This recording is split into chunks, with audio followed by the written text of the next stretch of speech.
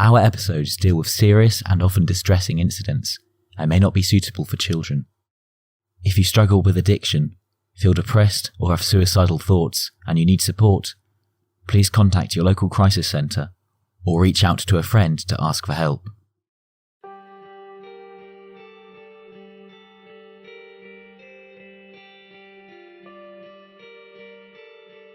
On Sunday morning, August 31st, 1997, at 3:30 a.m, Prince Charles would receive tragic news from the British Embassy, notifying him that his former wife, Princess Diana, had been killed in a high-speed car crash in Paris.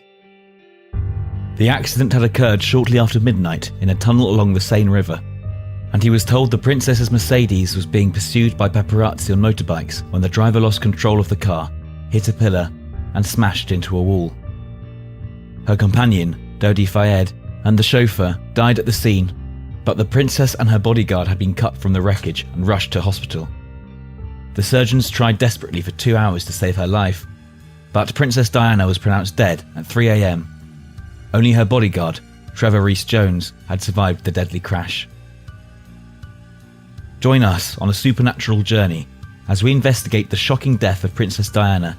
We examine the mystical facts, explore the many conspiracy theories, and why some people believe she was murdered. This is Death by Misadventure.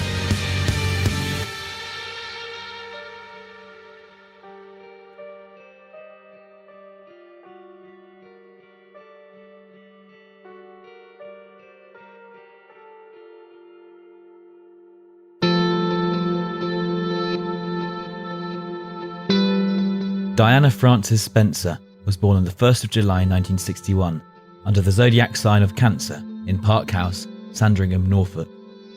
She was the fourth of 5 children of John Spencer, Viscount Althorp, and his first wife, Frances. The Spencer family shared a long history with the British royal family. Both of Diana's grandmothers had served as ladies-in-waiting to Queen Elizabeth and the Queen Mother. She had 3 siblings, Sarah, Jane, and Charles. Her infant brother, John, tragically died shortly after his birth and 1 year before Diana was born. She grew up in Park House, situated on the Sandringham estate. The Spencers leased the house from its owner, Queen Elizabeth II. The royal family frequently holidayed at the neighbouring Sandringham house, and Diana played with Prince Andrew and Prince Edward as a child. Despite living in a beautiful castle fit for a princess, in an interview, Diana stated always seeing her mother crying and an aloof father who never spoke to the children about family problems.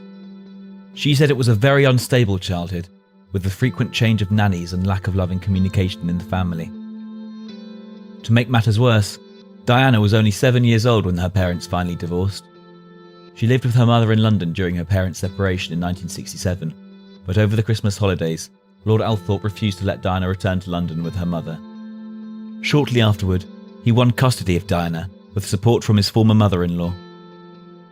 Soon after, her mother began a romantic relationship with Peter Shand Kidd and married him in 1969. In 1972, Lord Althorp began a romantic courtship with Rain, Countess of Dartmouth. They married in Caxton Hall, London, in 1976. Diana became known as Lady Diana after her father inherited the title of Earl Spencer in 1975, and moved the entire family from Park House to Althorp, to the Spencer seat in Northamptonshire. When she was only 13, Lady Diana told her father that one day she would marry someone in the public eye, and thought it would possibly be an ambassador. Her prediction came true when she turned 16 and met Prince Charles, who was dating her older sister. The two lacked chemistry, and Lady Sarah decided to play matchmaker for the Playboy prince and her younger sister, Lady Diana. Little did she know, their love story would have deadly consequences.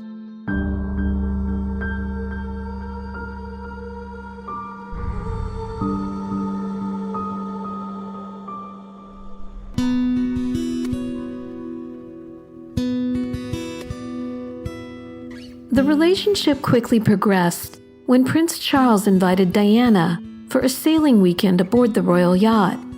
This was followed by an invitation to Balmoral to meet his family one weekend in November 1980. Lady Diana was well received by the Queen Mother, and Prince Philip. However, some believe the royal marriage was not forged out of love, but due to pressure from his father, Prince Philip, who reportedly demanded he marry Lady Diana and end his love affair with his mistress, Camilla Parker Bowles, immediately. The prince understood the royal expectations of him and proposed to Diana on February 6, 1981, and she happily accepted. But strains around the relationship were immediate, and doubts lingered on both sides before the two even walked down the aisle. On the surface, the couple looked like a match made in heaven because they were both water signs. Princess Diana's zodiac sign is a Cancer, and Prince Charles an elusive Scorpio. It's believed that Diana wanted to call off the engagement because she thought that Prince Charles was still in love with his mistress Camilla. It appears he had doubts also, but felt powerless to do anything and complained to friends about the situation as being permanently between the devil and the deep blue sea. He was alarmed by her irrational mood swings and temper and found her difficult to deal with. But the royal couple pushed their doubts aside and they tied the knot on July 29, 1981. It was the wedding of the century, with over 750 million people watching on television from around the world.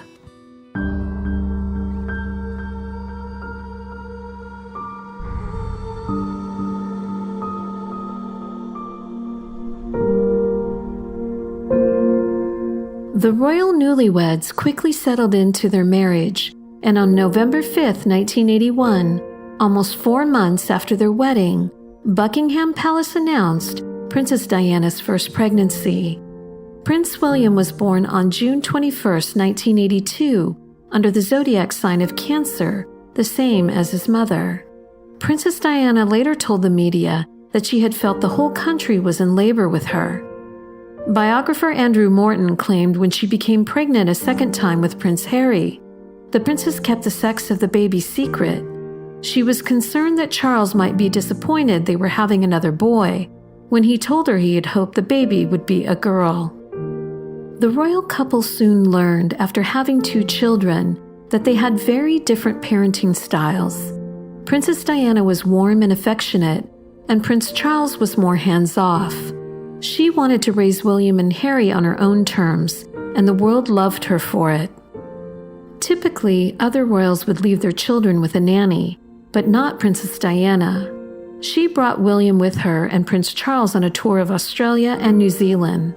After Harry's birth, she continued to make her 2 little boys a priority and would often reschedule her duties to spend more time with them. She loved being a mother and wanted her children to know how important they were to her. One of Princess Diana's most redeeming qualities was her kind and compassionate soul. She was dedicated to many charities and shared her passion for helping others with William and Harry. Speaking to Martin Bashir for the BBC's Panorama in 1995, Diana described how she had taken William and Harry to meet people dying of AIDS, although she told them it was cancer. When asked about her motivation to include her sons in her charity work, Princess Diana said, "I want them to have an understanding of people's emotions, insecurities, distress, hopes, and dreams." She wanted a monarchy that had a deeper connection with its people. Unfortunately, the 2 boys did not bring the royal couple closer together. Prince Charles believed he could learn to love his wife, but in the end couldn't get over his ex and continued his affair with Camilla. Of course, Princess Diana was devastated and decided to take a lover herself.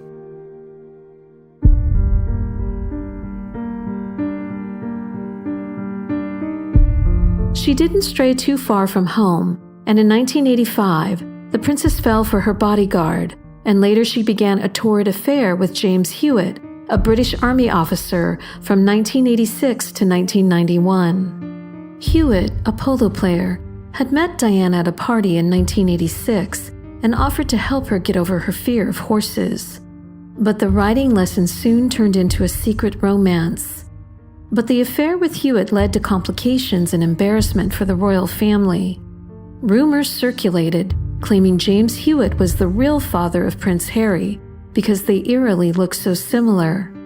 But it was impossible because Princess Diana met Hewitt a few years after Harry was born.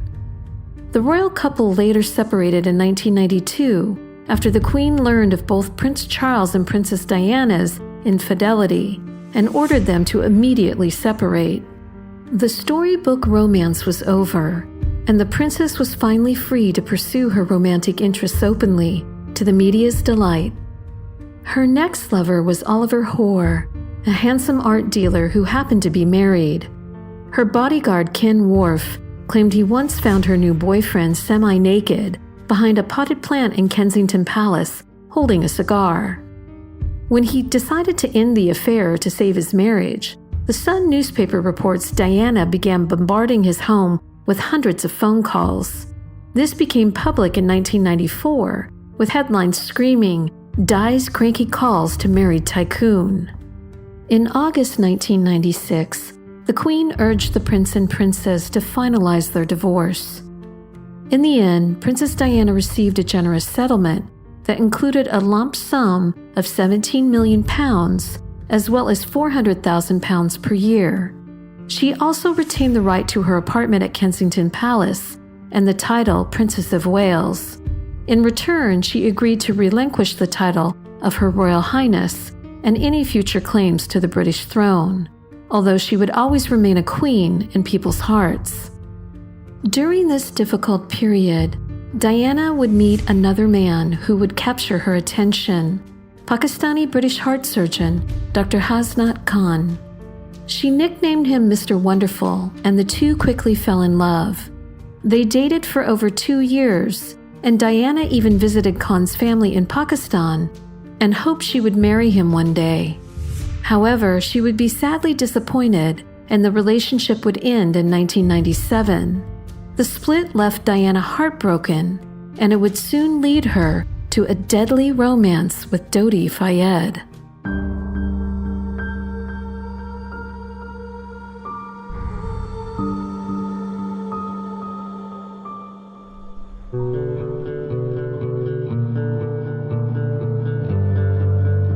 Princess Diana would grace the July 1997 cover of Vanity Fair magazine. The issue focused on how she was coping with the divorce and attempting to rebuild her life after leaving Prince Charles. On July 1st, 1997, she would celebrate her 36th birthday in grand style and attend the 100th anniversary celebration of the Tate Gallery in London. According to author Tina Brown, the special day was a memorable one for her. She received 90 bouquets of flowers, and Prince Harry gathered a group of classmates to sing happy birthday to her over the telephone. Always a light that shined bright, Princess Diana was born with the life path number 7, under the sign of the mystic. For mystics, the world is expansive and magical, but undoubtedly connected. Number 7s possess a unique frame of mind and intuitively make their choices in life. They answer to a higher power that moves every action and decision toward the accomplishment of a greater plan. This was certainly the case for Diana, who did not excel academically at school, but who later in life was known for her amazing charity work and fearless championing of those who needed help, such as landmine and AIDS victims. She was the people's princess. However, one of the biggest challenges she faced in life was how to control her emotions and desires. What is often forgotten is that Diana was also a paradox.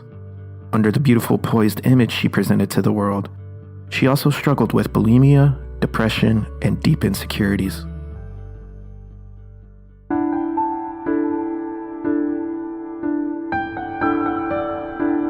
Shortly after her birthday, she took Prince William and Harry on a vacation to Saint-Tropez to join her boyfriend, Egyptian producer Dodi Fayed, on an amazing beach holiday.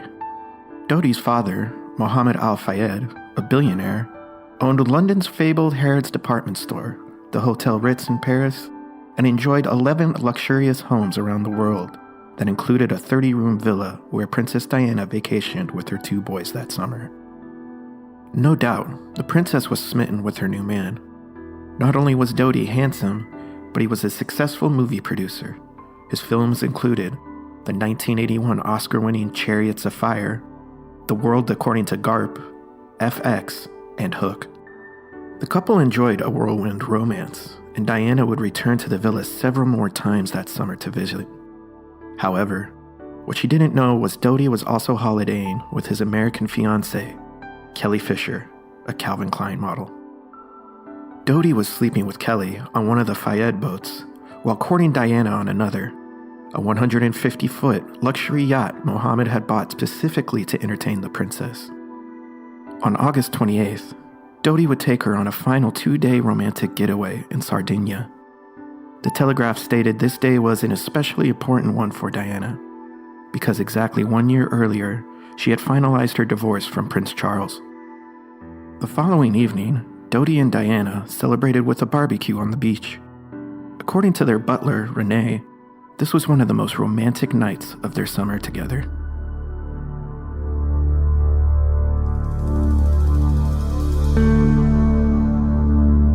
On August 30th, the two flew to Paris, but close friends stated that Diana had been reluctant to go, and actually had wanted to go straight home to see her sons.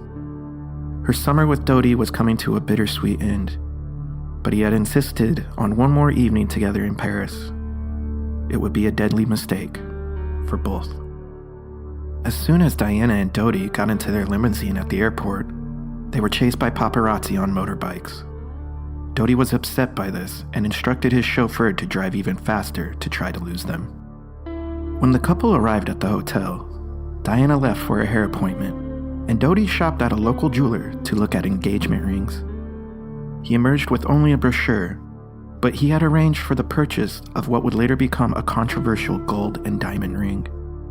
Had he planned to propose, or was it just a token of his affection? The two later met up at the Ritz, and both rested in the hotel's imperial suite before heading out to Dodi's apartment to get dressed for dinner. Diana called her two boys to say goodnight before she left that fateful evening. She told them how much she loved them and was looking forward to seeing them the following day.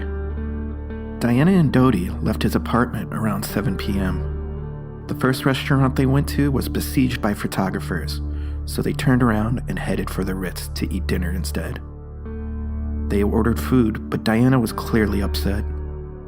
Fellow diners reported that they saw her crying as she ordered before they headed to the Imperial suite for their final meal to be served.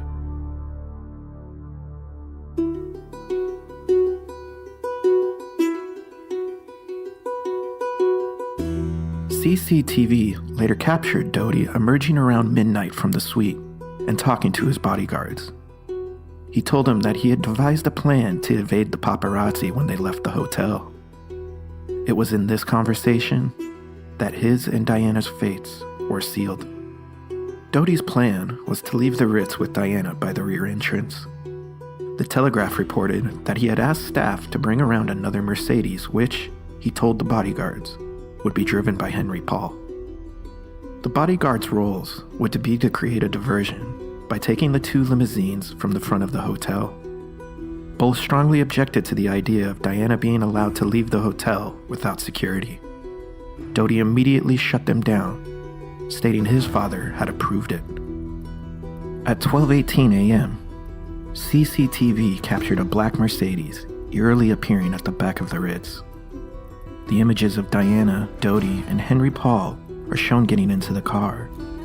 And because of the bodyguard's objections, Dodi had agreed to take Trevor Reese-Jones. The Mercedes quickly drove off into the night and sped along the streets of Paris at 65 miles per hour. But photographers were hot on their tail.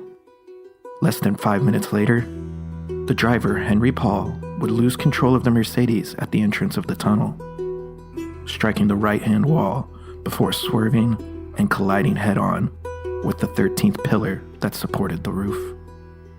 With Diana trapped in the wrecked car, the photographers, who had been some distance behind the Mercedes, reached the scene. Some rushed to help and tried to open the door for the victims, while some of them took pictures.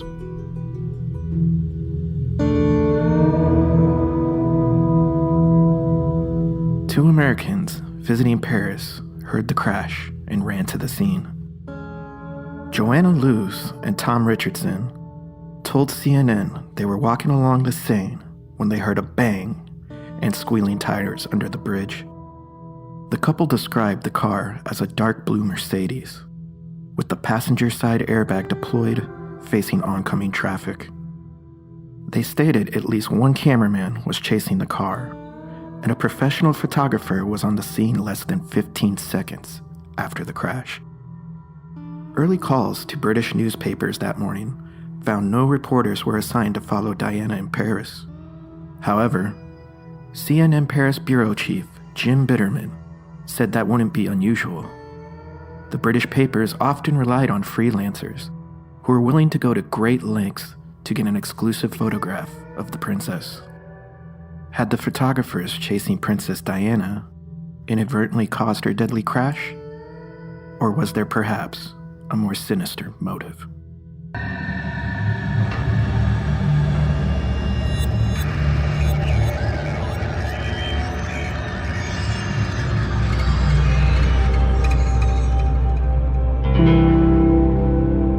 The funeral of Princess Diana was held on September 6, 1997 in London.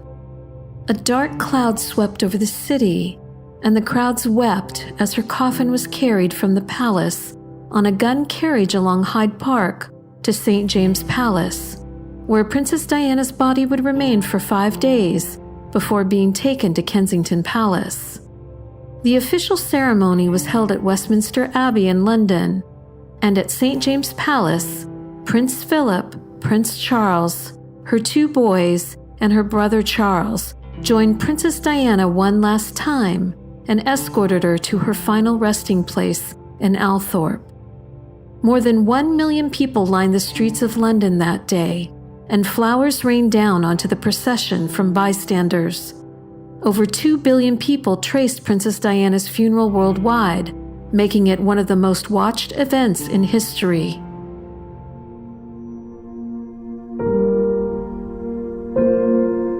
During Princess Diana's service, Elton John sang Candle in the Wind, which had been rewritten in tribute to the beautiful princess. Her brother gave an emotional eulogy in which he criticized both the royal family and the press for their treatment of his beloved sister. In his mind, he had held them partially responsible for her death. The burial was held later that day. Prince Charles, Prince William and Harry, her mother, siblings, and a close friend said their final goodbyes. Her grave is now located on an island within the grounds of Althorpe Park, the Spencer family home for centuries. A path with 36 oak trees marking each year of her life leads to her final resting place. 4 black swans swim in the lake. In the water there are water lilies, which in addition to white roses, which were Princess Diana's favorite flowers. At the ceremony, the royal standard which had covered the coffin was removed by Diana's brother moments before she was buried and replaced with a Spencer family flag. The Earl claimed that she is a Spencer now. Prince Charles, William, and Harry agreed to the change. The Spencer's family decision to bury the princes in this secluded and private location has enabled them to visit her grave and mourn in private.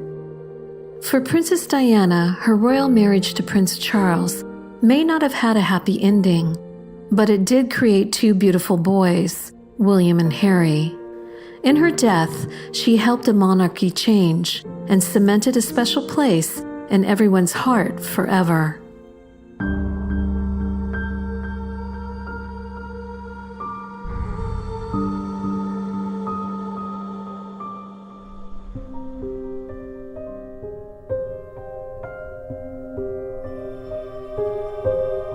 After Princess Diana's tragic car crash, the police detained several paparazzi for questioning, and 7 photographers were taken into custody. However, there are numerous conspiracy theories that surround Princess Diana's mysterious death, including her own personal fear or premonition she would die in a car accident. She was once quoted as saying, "I'm a free spirit. Some don't like that, but that's who I am." Over the years, her untimely death spawned a web of some pretty incredible stories, and many believe it was because of her outspokenness and desire to be independent ultimately led to her shocking death. One of the most troubling accusations as she believed the royal monarchy wanted to silence her, and she would die by the hands of her former husband, Prince Charles. Could it be true, or was she just paranoid?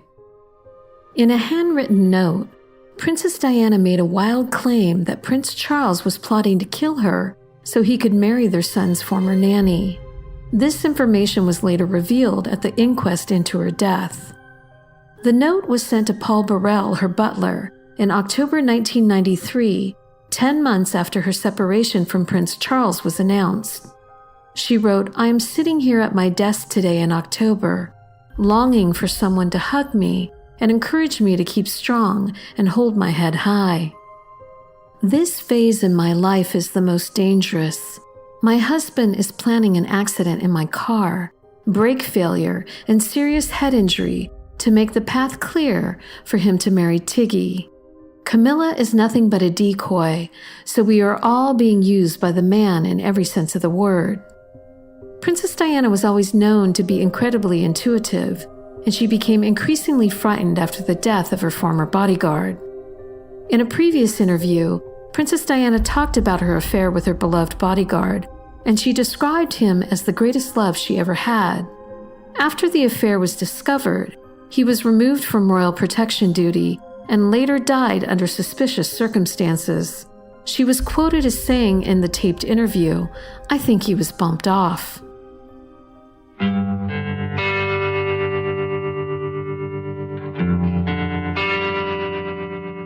Another wild conspiracy theory, fueled by Mohammed Fayed, the father of the prince's boyfriend Dodi, claims that the couple were killed by M16 on the orders of Prince Philip to prevent them from marrying and having a Muslim baby. But one of the most compelling conspiracy theories surrounding the mysterious car crash was the infamous white Fiat and a photographer named James Anderson. The police report states Diana's Mercedes had swiped a white Fiat before the crash, which left faint traces of paint on the car. Extensive attempts by the French police to find the mysterious vehicle proved unsuccessful. However, in July 2005, Mohammed Al-Fayed alleged in a statement to the police that he believes the white Fiat was used by M16 to cause the Mercedes the princess was traveling in to swerve and crash into the side of the tunnel. Al-Fayed further alleged that the white Fiat was owned by a French photojournalist named James Anderson, a security services agent according to Fayed, who had photographed Princess Diana while she was at his villa in Saint-Tropez in July 1997, just 1 month before her death. However, French police concluded it was unlikely Anderson's car was the white Fiat used in the Paris crash due to the car's condition, and the fact he didn't hide the information that he sold the car. But this is where the story takes a turn for the weird. Anderson died in May 2000, less than 3 years after Princess Diana's death. The official verdict was suicide. His body was found in a black burnt-out BMW in a forest in the south of France. The police claimed his death was attributed to personal problems in his private life, but his family disagrees. The report states that when they found the car, his body lay slumped in the driver's seat, and his head was detached and lay between the front seats. There was a hole in his left temple. Although the French pathologist concluded the intense heat of the fire caused the hole instead of being a gunshot wound. Many people find it hard to believe the police report stating that Anderson intentionally poured gasoline all over the inside of his car, lit a cigar, and set himself on fire in a locked car. His widow Elizabeth and their son James have rejected the idea that his death was a suicide. The family has pressed French officials to conduct a murder investigation into his death 400 miles from his home, noting that he was high in spirits over his new job with an agency, but they have refused to investigate the case.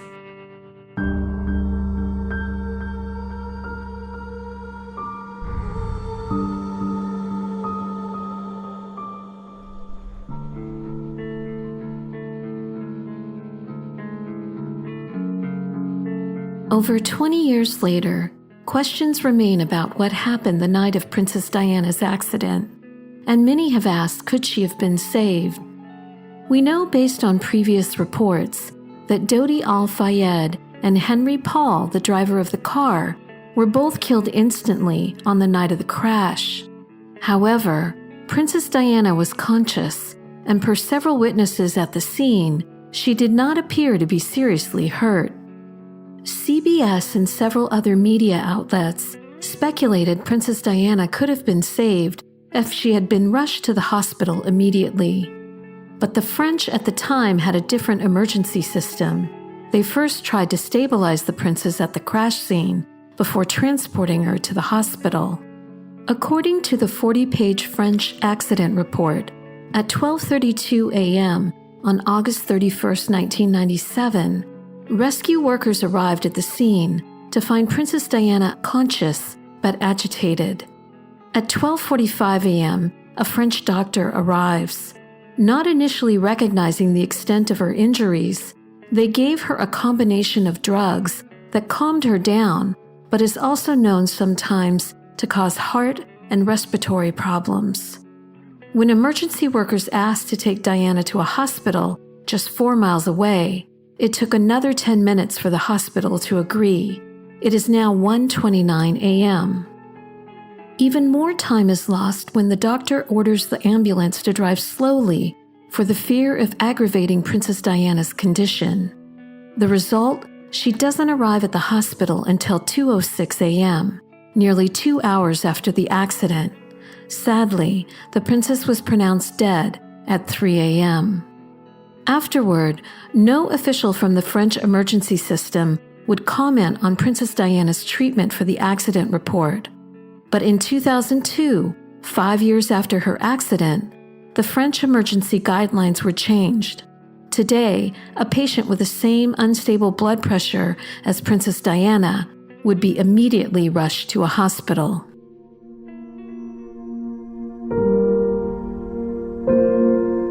For Prince William and Prince Harry, they are still haunted by their mother's death, and it is a wound that continues to fester. In the 2017 documentary, Diana, Our Mother, Her Life and Legacy, they talk about their final phone conversation with the princess and the role that the paparazzi played in her death. Although her two boys may be leading very different lives right now, they will always be united by the love and respect they have for their mother. As William prepares for his future role as king, his brother Harry has chosen to step back from royal life. This action was fueled by his desire to avoid history repeating itself and to protect his wife Meghan and his son Archie from the prying eyes of the media.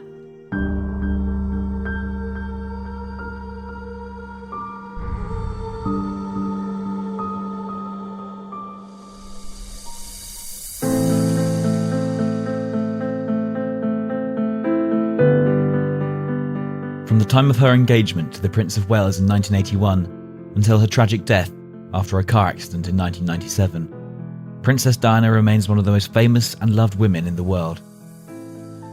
When Princess Diana's younger brother, Charles, the 9th Earl Spencer, delivered his unforgettable eulogy at her funeral in Westminster Abbey on September 6, 1997, for a moment, the world stood silently and listened as a brother remembered his beloved sister. His words portrayed the essence and true spirit of a princess who captured the world's heart with her beauty and grace. I stand before you today, the representative of a family in grief, in a country in mourning, before a world in shock. We are all united not only in our desire to pay our respects to Diana, but rather in our need to do so. For such was her extraordinary appeal, that the tens of millions of people taking part in this service all over the world via television and radio who never actually met her, feel that they too lost someone close to them in the early hours of Sunday morning. It is a more remarkable tribute to Diana than I can ever hope to offer her today. Diana was the very essence of compassion, of duty, of style, of beauty. All over the world she was a symbol of selfless humanity. All over the world, a standard bearer for the rights of the truly downtrodden, a very British girl who transcended nationality, someone with a natural nobility who was classless, and who proved in the last year that she needed no royal title to continue to generate her particular brand of magic. Today is our chance to say thank you for the way you brightened our lives, even though God granted you but half a life. We will all feel cheated always that you were taken from us so young, and yet we must learn to be grateful that you came along at all. Only now that you are gone do we truly appreciate what we are now, and we want you to know that life without you is very, very difficult. There is no doubt that Diana was looking for a new direction in her life at this time. She talked endlessly of getting away from England, mainly because of the treatment that she received at the hands of the newspapers. I don't think she ever understood why her genuinely good intentions were sneered at by the media, why there appeared to be a permanent quest on their behalf to bring her down. It is baffling. My own and only explanation is that genuine goodness is threatening to those at the opposite end of the moral spectrum. It is a point to remember that of all the ironies about Diana, perhaps the greatest was this. A girl given the name of the ancient goddess of hunting was, in the end, the most hunted person of the modern age. She would want us today to pledge ourselves to protecting her beloved boys, William and Harry, from a similar fate, and I do this here, Diana, on your behalf. We will not allow them to suffer the anguish that used regularly to drive you to tearful despair. I would like to end by thanking God for the small mercies he has shown us at this dreadful time. For taking Diana at her most beautiful and radiant, and when she had joy in her private life. Above all, we give thanks for the life of a woman I am so proud to be able to call my sister. The unique, the complex, the extraordinary, and irreplaceable Diana, whose beauty, both internal and external, will never be extinguished from our minds. Princess Diana, her song may have ended, but her words and melody lingers on.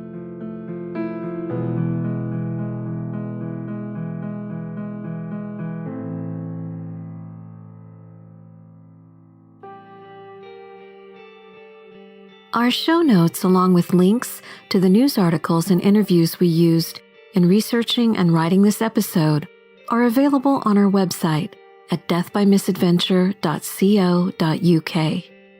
The show's hosts included the talented Eduardo Fayed in London, England, Tom Dre in Long Beach, California, and myself.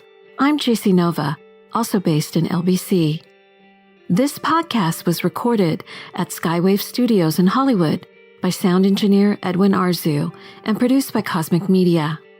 A special thanks to Christopher Lang, our audio producer in Tucson, Arizona, who helps bring each episode to life. Kudos to Paulina of Upper Planet. She's responsible for the design of our super cool website. Don't forget to follow us on Facebook and Instagram at Death by Misadventure Podcast. This has been Death by Misadventure. Thanks for listening.